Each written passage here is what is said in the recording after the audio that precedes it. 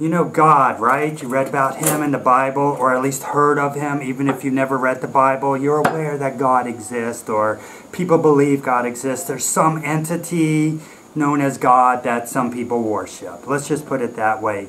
In the Christian Bible, we are told that God had a son, and that son was His only begotten Son. That is emphasized, that is stressed, that is repeated, I think, probably many times.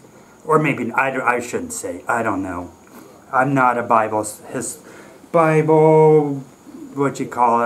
scholar by any means. But I do know this only begotten Son that we hear so much about, His name is Jesus. Apparently God said, I'm going to have one son, and I'm going to name him Jesus. If I were God, which I'm not, but if I were God, I don't think I would have called him that. I would have called my only begotten Son God Jr. This way, I feel like my legacy as God would live on through the namesake. And maybe Jesus and Mary Magdalene, I don't know. I mean, I'm not a Bible scholar. But what if they had a son? Maybe Jesus could have called his son God the Third.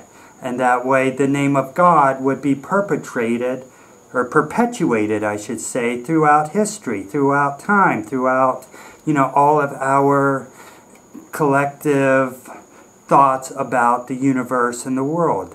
Instead of, Jesus, why not personalize it? If I had a son, I don't have any sons, but I'd probably call him Jim Jr. So if I were God, I would want to name my only begotten Son God Jr.